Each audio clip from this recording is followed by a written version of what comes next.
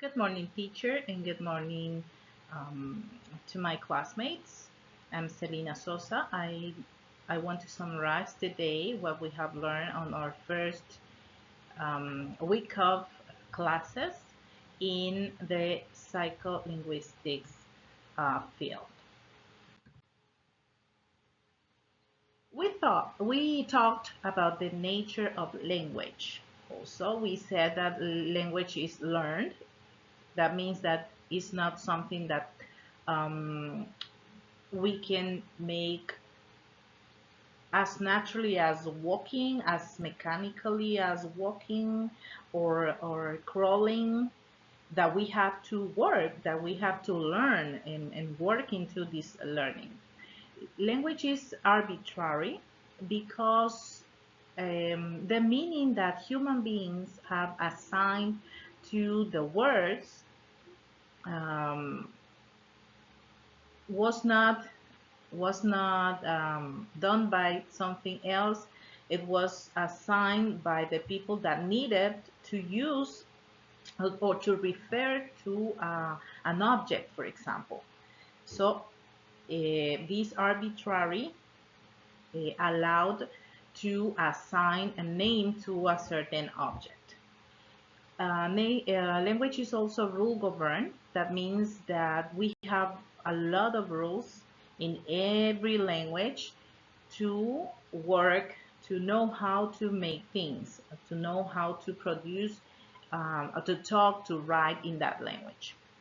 Um, Language is also subjective. That means that we have a denotative meaning of words and a connotative meaning of words.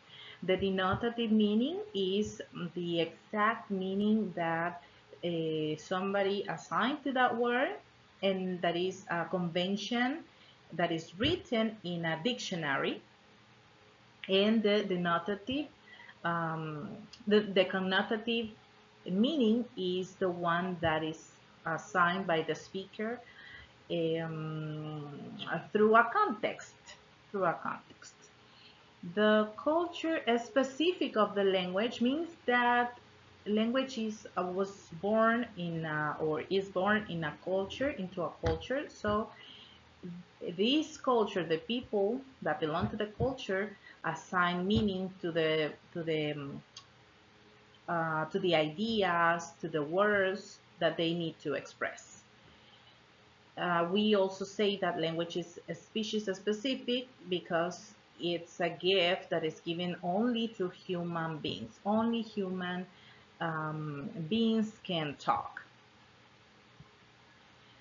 We also say that language is a species uniform because human children are the ones that can acquire a language, any language, natively, depending on them that they are provided with the right environment. Language is a system of systems. That means that as language is a system, it combines another subsystems into itself.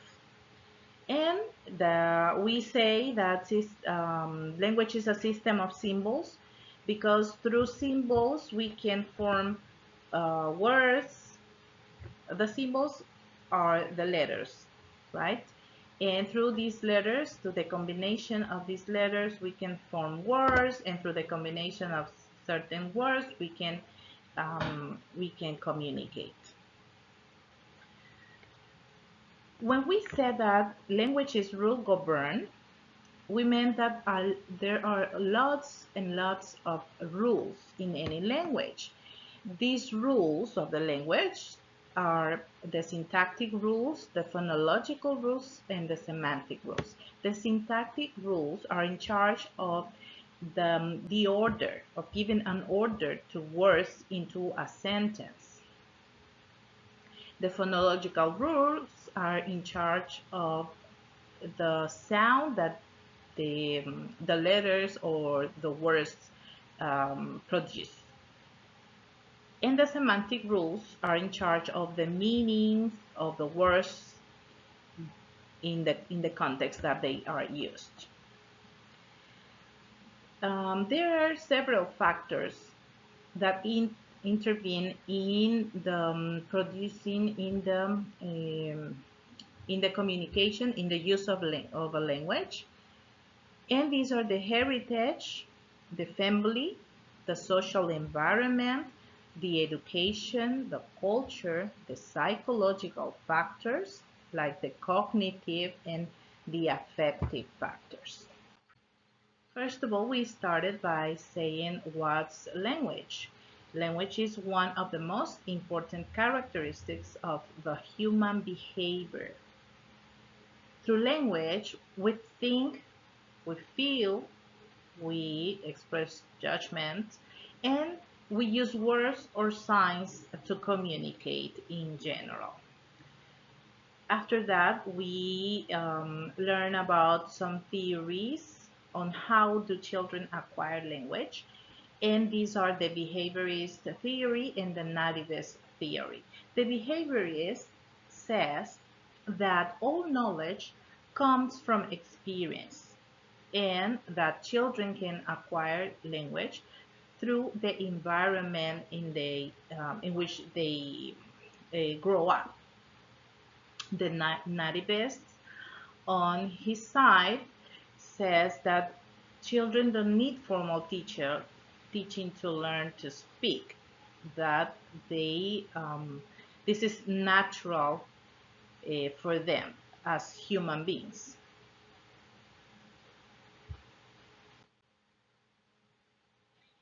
We have two areas of study to learn how humans produce language and how humans understand and acquire language. This is the language comprehension, that is the capacity of human beings to understand what's spoken and written.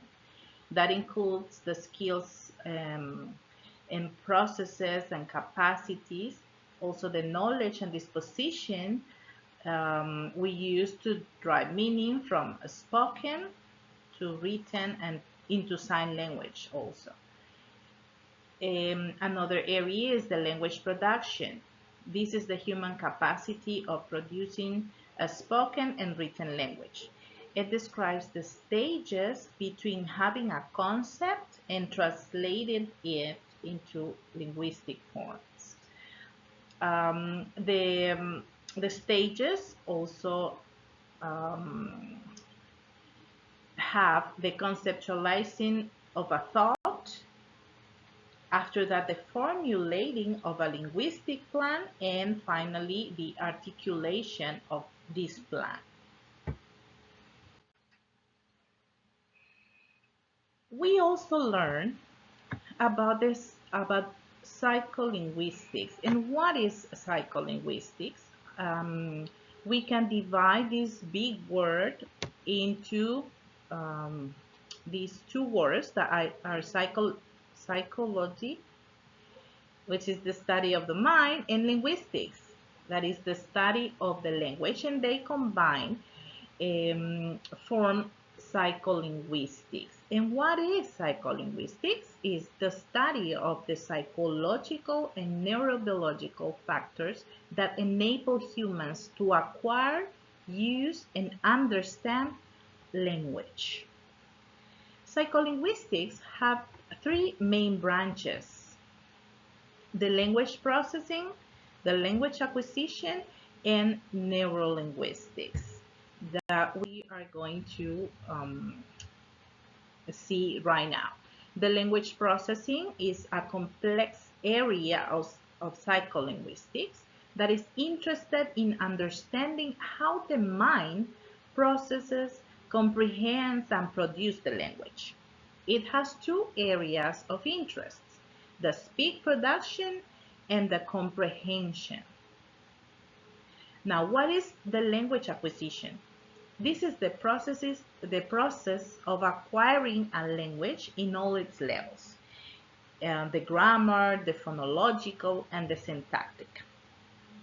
It has three areas of interest: the acquisition studies, the strategies of the language acquisition, and the phases of the language acquisition. And finally, neurolinguistics. This is the study of how the language is represented in the human brain. How does the language works into the human brain? Um, so, in this way, they study the central nervous system by its acronym CNS. It studies also the brain centers where language happens in the brain. It happens in the left hemisphere. That is where language is located. And finally, the language disorders caused by traumas, etc., that can cause a disorder in the language production, like dyslexia. Finally, we talked about the Noam Chomsky's theory of language. Noam Chomsky was born in 1928, is an American linguist, philosopher, political activist, and social critic. He's considered the father of linguistics. In his theory, he stated three factors. The first one is that children have an optimal learning age, that is from 3 to 10. He says that in these in these moments from 3 to 10, children will get fluency in any language. Number two is that children learn naturally, that they don't have to be forced by parents to talk. They will do it, they will learn naturally. And number three, that even if a child is corrected, they will speak in the same way they were spoke before they were corrected. And this has been my presentation for all the information that we have received in this first week of classes. It has been a pleasure. I have learned a lot, and I know I will continue learning even more. Thank you very much.